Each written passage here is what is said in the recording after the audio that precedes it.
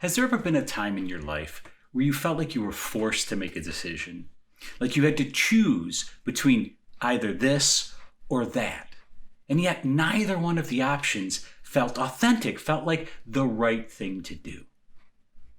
I think we've all found ourselves in this situation, and it's actually a reflection of what I talked about in my last video, which was living in a world of opposing things, right? Of opposites. And in this conversation, I want to talk to you about how this manifests in this realm of like decision making and what you feel, your sense of freedom, your sense of your ability to see life clearly. And I want to see if we can dive a little deeper into that subject. But most importantly, I want to help take you through an experience of what it's like to experience life beyond this dualistic nature, beyond these opposing views of this either or thinking. And I'm going to do that by guiding you through a small meditation. So stick around for that. That's going to be at the very end of the video. But for now, before I get going on this subject anymore, I want to ask you that if you enjoy these videos, to please click the like button and consider subscribing. Hit the little bell notification that lets you know when I release new videos. I want to thank you for doing that in advance. So either or thinking, this fact that life always seems to be these opposing ideas, right? Either they're good or they're bad. It's beautiful or it's ugly, as I said last week. We feel trapped in this world, and it can really manifest in strange ways when we have to make decisions. I've seen this most commonly and tried to help people with this in their relationships. Many times people have come to me when their marriage has come to a really difficult place. In fact, it's usually like when they're on the threshold of divorce. They just can't take it anymore. And they feel like they're in this either or situation. Either my husband's going to change or I'm going to need a divorce. Either my wife has to stop doing these things or I'm going to need to get a divorce. This is that either or thinking, this opposing ideas, like it's either this or it's that. My job most of the time when it comes to helping somebody through the situation is for them to realize that it's actually not that simple and that they've put it in parameters that aren't actually accurate. One of the simplest ways that I can usually help somebody see that is for them to realize that this person that they're challenged with is more than just that simple thing that they're focusing on. And there may be a long list of things, of course, right? But we all fell in love. We wouldn't get married for the most of the time for most of us unless we had a feeling of love, right? Unless we had the sense of this is the right person for me. What happened to that person? Well, as I described last week, our minds are very good at discriminating, right? At picking apart things and focusing. Some of this happens from focusing too much on one thing. Now, what happens when we do that is we exclude others. I find this so fascinating because this was even discovered in the realm of science, in quantum physics even. It's called the uncertainty principle. And the uncertainty principle, to just keep it in very layman terms, is the reality that the more you focus on one thing, the less you can measure another. I think what they talk about, typically what it's talked about is if you want to measure, get more precise about the velocity of something, you're not going to be able to know the position of it as well. I don't want to get bogged down in science here, but the point is they've scientifically proven this is a really standard, deep concept in the world of quantum physics that has been proven to be true. Now, I don't know if you can see the parallel here between that very abstract concept and how it applies to your life. You know, when I work with children, A lot of times I will take a picture and I will have this picture will have all kinds of stuff going on with it, right? It'll be a bunch of kids in there. Some of them are laughing and playing. Some of them are crying. All kinds of stuff going on, right? And I'll tell them, okay, I want you to find all of the sad faces in this. How many sad faces can you see in this picture? They'll be count. I give them 30 seconds to say, okay, how many did you see? I saw 5. Okay, how many happy faces did you see? I don't know, right? Why? Because you were busy measuring, focusing. Of course, it's a trick, right? But it's to show them that whatever you're focusing on is what you'll see. When we hyper-focus in our lives, it tends to lead to trouble. Another way we'll experience this, which I hinted to in the last video too, is that all neurosis comes from this. The mind fixates, which is to say hyper-focuses, right? The mind fixates on a problem, an interior feeling, maybe a thought of, God, I feel so depressed. And then it'll fixate on that. And the next thing you know, you'll find yourself deep in depression. Now, there's a lot of reasons for depression, so I don't want to oversimplify it, but this is a core element to it, though. Anxiety, the same thing. Fear of any kind. It's a fixation on a feeling and a thought. But as the uncertainty principle shows us, the more we fixate on that, the more we're excluding all of the other things in life. There are sad things in life. There are scary things in life.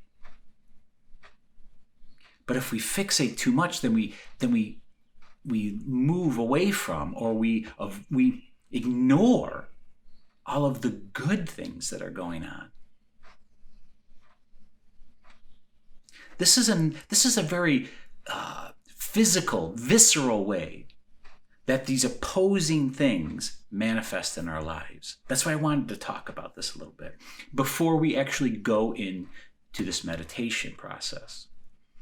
Now, this meditation process that I want to share with you could be and is a formal type of meditation, which is to say that you can sit here like we're going to do here right now and do it by yourself in a very formal way. But you can actually use the same concepts, the same movements, the same feelings in your day-to-day life while you're out in the real world. I find that meditation is a great place to practice. It's like you're practicing these skills. And these skills are these 2 movements that I talked to you about in the last video. And that is to allow and to let go. These 2 forces, which sound like another set of dichotomies, right? To allow and to let go, can lead you into the other dimension to life. Before we do the meditation, I want to point out something that I think is really important. See, here's the thing about fixation, right? When we fixate, we're limiting ourselves, right? We're dialing in on this one thing. And when we do that, though, we lose sight of all the others, as we've already said. But what I want to point out to you is that none of those things are who you really are. And what I mean by that is that you're more, that you're capable of holding all of those things, which is an incredible reality. But when we're fixated, we don't tend to experience the fact that we can do that. We get buried in the details of whatever it is we're fixating on. And we fail to see that we have this thing within us that holds it all.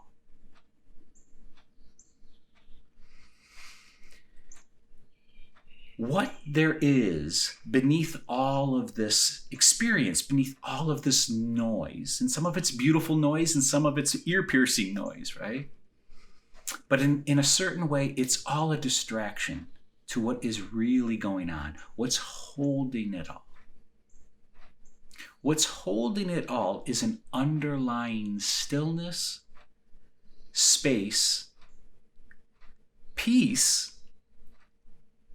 and freedom. Now, I wouldn't want you to take my word for it. And before we do this meditation, this is why I wanted to talk about it. What I want to point out to you is that this underlying space that exists within you, that exists within me, is real. And you've experienced it before every time that you have successfully relaxed. Whenever you relax, what do you feel? What's the underlying experience of relaxing? It's good. It feels good to relax. It feels good to let go.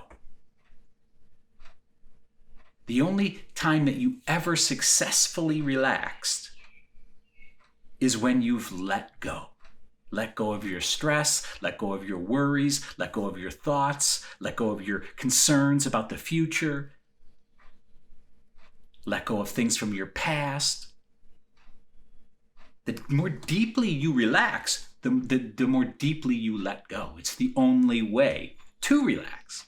I wanted to point that out to you because as we step into this dimension together of this quiet space, that's actually what awaits you there. This sense of deep relaxation, of peace, and quiet joy, and freedom. Freedom from all those things I just said that you had to let go of in order to get there, if that makes any sense. Okay, so let's meditate together a little bit. What I'm going to do is suggest that you find a comfortable place, seat yourself. They usually say to sit straight. It helps keep the mind alert and the body calm. So you can sit in any way you want. You know, there's the lotus position, obviously. There's sitting in a chair just like this. This is how I tend to meditate. Put your hands in your lap comfortably, however that feels for you. And we're going to start with a few deep breaths. I'm going to breathe in, which is the motion of allowing. And then we're going to breathe out, which is the visceral sense of letting go. Our breath does this, as I said last video, over 20,000 times a day. It allows, it opens this chest cavity and air rushes in. It allows the space for the air. And then it lets go of it. And the air flows out. Over and over, this rhythm lives within you. You're very familiar with it. So I encourage you to close your eyes. Take a few deep breaths.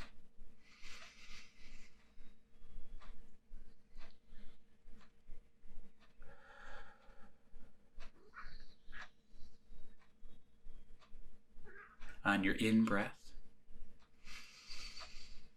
you'll allow this moment to be exactly as it is. And on your out-breath, you'll let it go. On your in-breath, you'll allow whatever your body is feeling to be as it is. And on the out-breath, you'll let it go. You relax a little deeper into your body. On the in-breath, you'll allow whatever you're feeling, any tension you notice, to be just as it is. It's fine, just as it is. And then you'll breathe out and relax into it.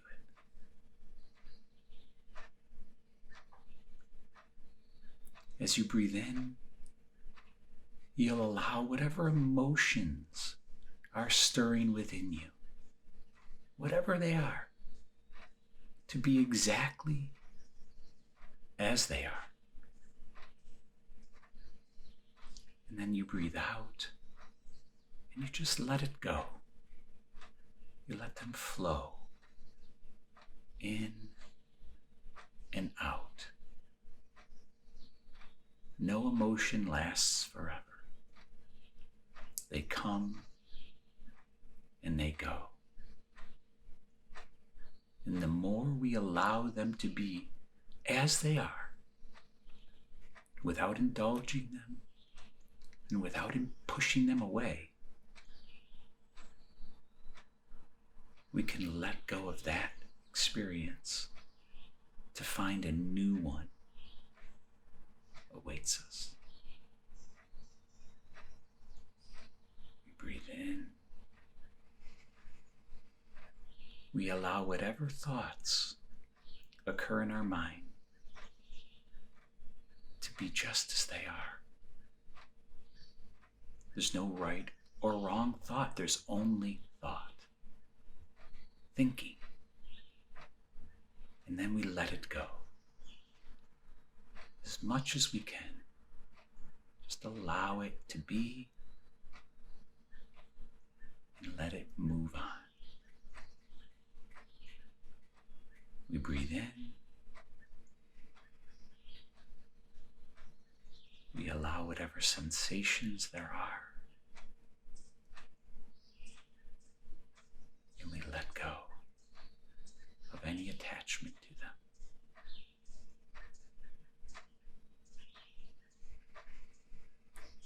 We breathe in and allow the sounds of life.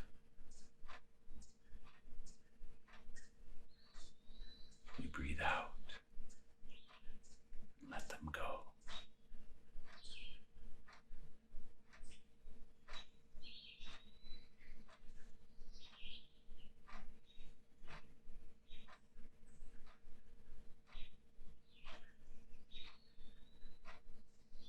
Deep within this stillness, there lies a quiet answer.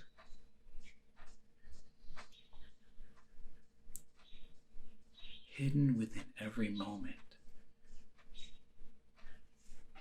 is the truth of being. Not being this or that. Simply being here and now.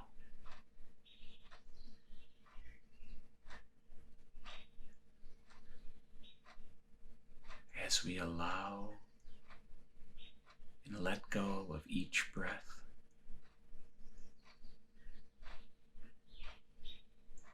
we sense a shift, an eternal birthing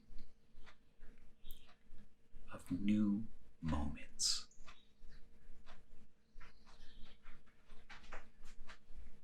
We allow this moment to be exactly as it is, and we let it go so the next moment can present itself.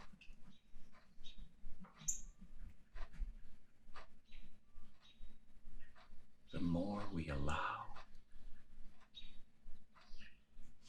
the deeper we can let go and experience this underlying joy.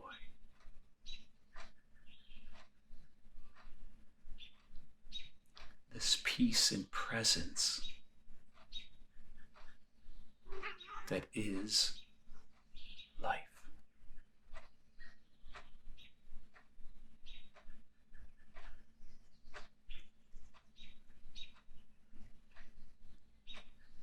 Whatever you're feeling right now is exactly what you're meant to be experiencing. So simply allow it. And then let it go. so that a new moment can be ushered in, presenting you with the eternal now.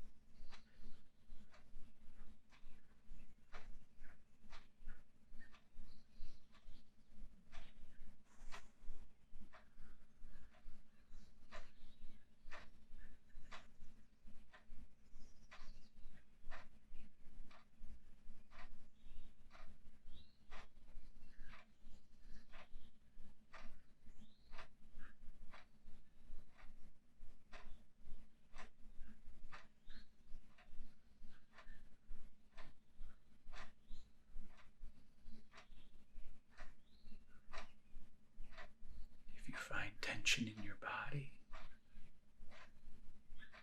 allow it to be and let it go. If you find troubling thoughts, allow them to be and then let them go.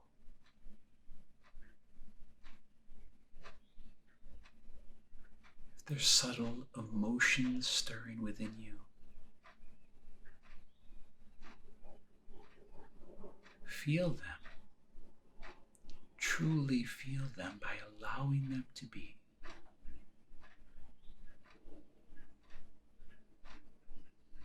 And then let them go.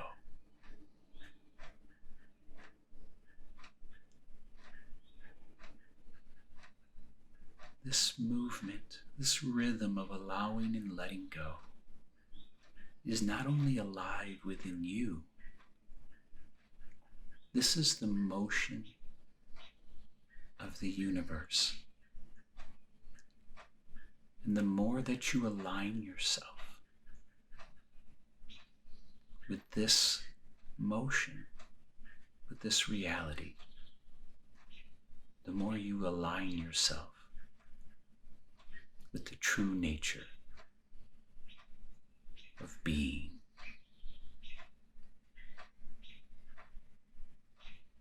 You can open your eyes now, or whenever you feel like it's good.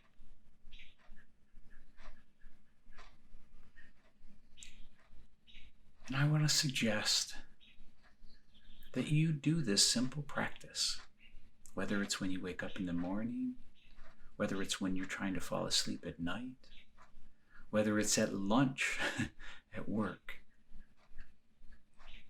to take a few minutes to breathe deep and find this rhythm of allowing and letting go.